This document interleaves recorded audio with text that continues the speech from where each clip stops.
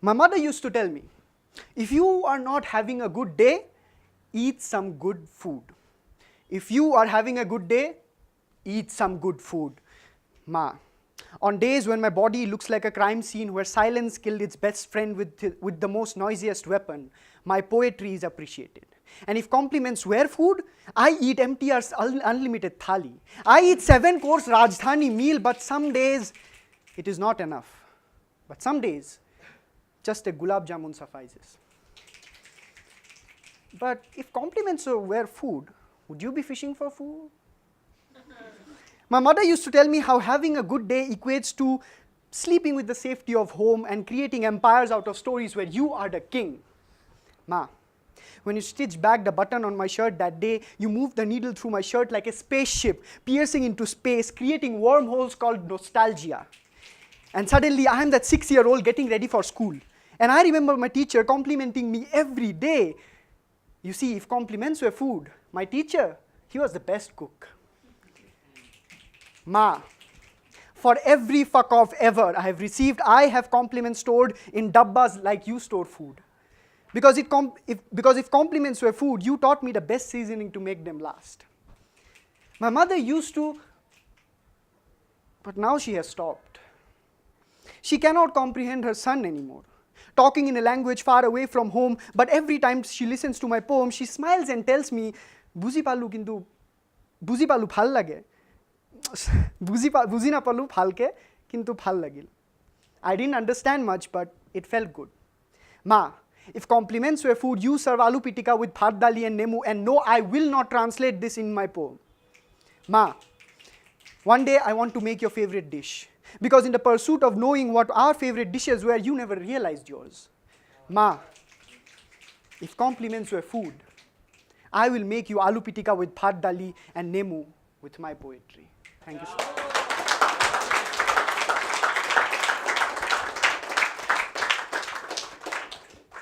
Maybe today I am a bit emotional because today it's Bihu. And so I'm an Assamese, I come from Assam. And you'll know soon why I'm talking about this because it is a segue into my poem. I'll not reveal it right now. So I'm from Assam, and in Assam it's Bihu going on. And so I'd like to tell a bit more about Assam because honestly asking, how many of you know how many kinds of Bihu are there? Raise your hands. Exactly the point. See, this is not your fault per se. This is the education system's fault. The schools didn't teach you, right? It's like ding, ding, ding, ding, ding, ding, ding, wake up, brush your teeth, eat your breakfast, drink some water, go to school, wear your uniform. Ding, ding, ding, ding, ding, ding, ding, go to the assembly ground, assemble yourselves into columns of each class. Now stand still in columns, for it will be easier to check for defects. No ID card, no belt, no tie, no matching socks, no one really cares. Ding, ding, ding, ding, ding, ding, ding, ding, ding, ding, ding. Go to the classroom, sit in rows, open your book, read out sentences from the book, listen to the teacher, copy notes. Ding, ding, ding, ding, ding, ding, ding. Open your book, read out sentences from the book, copy notes. Ding, ding, ding, ding, ding, ding, ding. Copy notes. Ding, ding, ding, ding, ding, ding, ding. Notes. You see, the school system has been designed just like a prison, separated by shifts with periodic alarms, where lips forgot how to ask questions, fingers forgot how to write their stories, and instead remembered the part of a routine they were never supposed to be a part of. Do not accept this prison. Rebel against the authorities. Write down your dreams when they ask you to write an essay about what you want to be, they want you to be when you grow up. I know, that's not what they expect. They expect the exact version of the essay they prescribe for you and 73 other students. But even if it is a manufacturing company churning out products for the market, catering to the economy, you are not a product in a basket. You are not a ding, ding, ding, ding, ding, ding, ding. Open your tiffin box and eat. Go to the washroom, maybe play some ding, ding, ding, ding, ding. Error 404, product not found. You're late to class. Yes, you are a product. You're a product with a kaleidoscopic vision, so when they look into you, they will see your insides filled with deep seawater, with tides. And it might look as if you have swallowed too many tears. So when they look into the Atlantis within you, they will have to bow down to the story they never saw, to the history which expands with your physics, to the biology which expanded with your geography. Hashtag wanderlust. To the chemistry which reacts with your poetry. Hashtag Breaking Bad. To make them understand that you couldn't be ding ding ding ding ding ding ding ding ding schooled. Thank you so much.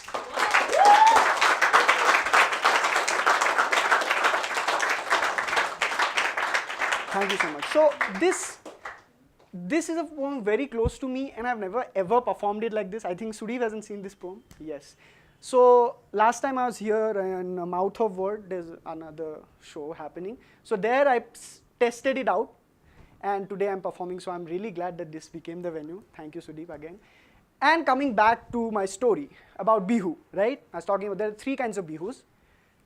Please remember this because it's kind of important. The 3 kinds of Bihus are Mag Bihu, Kati Bihu, and Bhogali Bihu. So the thing is, at this point of time, we have a new year which is tomorrow, and I understood one more reason why people don't know much about Assam, and any news that wants to come out of Assam does not get to come out. It's like the whole northeast is kind of protected by a condom, like no news can come out. Like, do you get it? Like, that's the kind of analogy. Like nothing can come out. Like, and that's something we are creating. Like, this is a public discourse. We need to step up our game. And people have been, like, I'm using this, like, this is a privilege I've been given. I perform, and this is a privilege to talk to so many people all together. So I'm using this privilege to talk about what is happening in our country right now. I mean, everyone is aware of the rape case, right? So people are talking about, like, oh, there's a rape case that happened in Northeast. You don't want to talk about that. I'm like, I want to, you don't want to. That's why it didn't come out.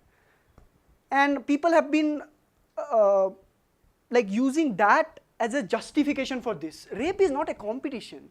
It's not competition like, oh, iska wahan pe itna rape ho gaya, uska 3 logon ne kiya, uska to 9 logon ne kiya. That is not what is going on, right?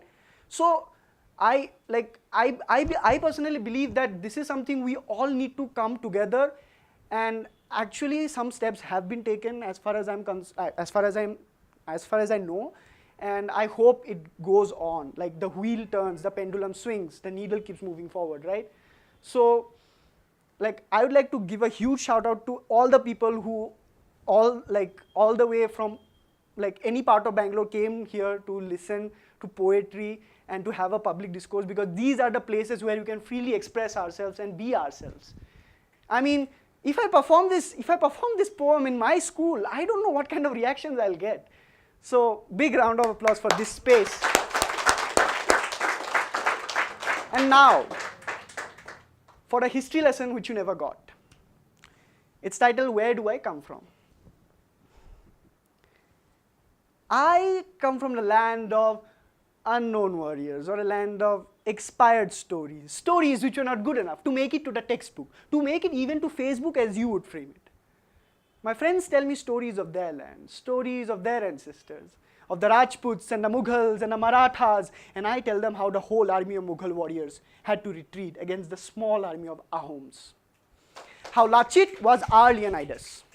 And I tell them how the story of 300 happened in my backyard. How even an Aurangzeb couldn't conquer us. I wonder if that's the reason you don't consider Northeast to be a part of India. I come from a land of 7 sisters, or a land of Chinkies, Chinese, anti-nationals, tribals, junglis, as you would frame it. The next time you think we are anti-nationals, that we are Chinese, remember that China wants a part of us, and yet we fight to stay here. Remember that one of the most badass regiments of the Indian army comes from this part of the country. And the next time you think we are junglis, that we are tribals, remember that we have always loved the mother nature, that we may have cut the umbilical cord, but we still look out for each other, with a man growing forests for animals, with trees building root bridges for travel. You see, our maps are filled with us. We are hills and mountains and rivers and animals and forests and people together. So, how about you check your own remarks, or maybe take an environmental science class. I come from a land of poetry, with which I tell my stories. And I tell you about these stories so that the next time you see Brahmaputra, you don't just see a river which will eventually join the Ganga, but envision the battles fought on it. So that the next time you see a Manipuri Lasila, You don't inquire if it's Kathakali or Kuchipudi. You can call it by its name, it's Jagoi. So that the next time you think Nagaland has something to do with snakes, you remember the Battle of Kohima. And now, if you have no clue of what I'm talking about, maybe you should enroll yourself for a general knowledge class. Thank you so much.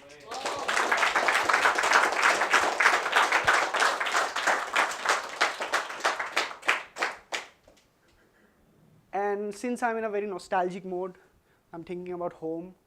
So, like in a YourQuote open mic, they had this thing about to write about home. And I had never written about home. So that was the first time I wrote about home, and I tried it out there. And the thing about open mics is sometimes it doesn't work at all. Sometimes people don't give you response. Okay, I went up there, I performed this poem, I did not get any response. I came back, like I got certain response, but that was not what I was looking for. I was looking for where are the snaps, where, like, what are people connecting to? I didn't get it.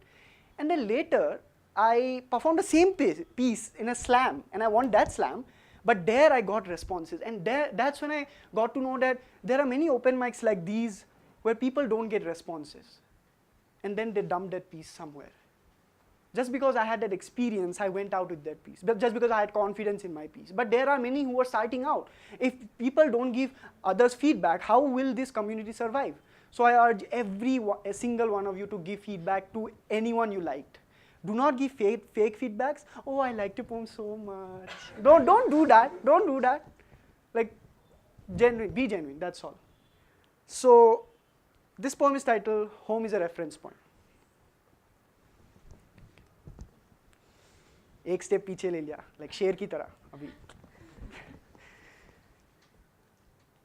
When I was born, I remember being surrounded by people instead of walls. We lived in a joint family with my cousins and uncles and aunts and grandparents in a house yellowing with age which contained all of us. Like the characters of a book, somehow squeezing us in when we all had different stories. Home is a reference point in a Cartesian plane whose origins are not 0, 0. We shifted to the city now. We became an urban family.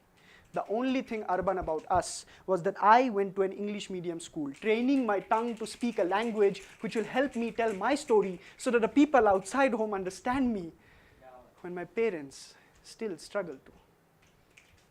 Home is a reference point. You can always find it with the breadcrumbs you leave. We lived in a rented house, carried rented dreams. You see, when you live in a rented house, shifting when the rent went high or when you find a better house becomes the norm. So we started shifting our rented dreams because you could only pay the rent to stay for a while. You couldn't call it your own. Home is a reference point. In a Cartesian plane of conversations, x-axis being the parameter to live, y-axis being the parameter to argue, we were an exponential curve. When we finally moved into our house, the one which took 2 years to be built, I was told we still pay the bank, that it's still not ours yet. We built so many dreams of our own that we are still paying for our loans, that we will still be paying for our loans. Home is a reference point. You keep referring to it even in your own poem so that you don't forget that. We placed everything at the right spot, like how the television set was placed such that when dinner is served, we care more about the show than about the food. Like how all our family pictures are kept in the guest room, that they are more of a showpiece for guests. Sometimes they seem like more guests than family. Like how all our insecurities are bundled up into hospital bills and loan statements, hidden beneath a stack of books we never read. Home is a reference point. And I use this line to connect this poem, because my home was always disconnected. But it was no jigsaw puzzle that needed solving. It was a sweater in the making, one which my grandmother used to make, with loose ends hanging from its sides, out of which I make metaphors to knit it back into the sweater to keep us warm in the winter. This is something I'm still learning. Home is a reference point. And my home is a collection of reference points, both static and dynamic, transcending all the quantum boundaries. Schrodinger will be proud. My home is a collection of reference points. Sometimes I try forming constellations with them to tell myself that I come from the stars, to tell myself that no matter what, I would never get lost, that lights will guide me home, that I will never lose my light. So one day during a power cut, we all sat down and told each other about our light and found a home full of stories. So someday, if you find me performing a poem for you, know this, that for those 4 minutes, I found a home in you.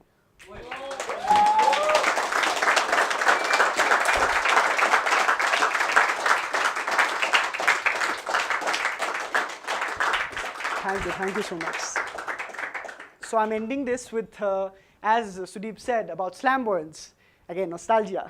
So I'm ending this with that poem, the one I performed at Flamboyance, the final round. So if you want to hear such more poetry, come to Flamboyance, conducted by YourQuote, #shameless PR.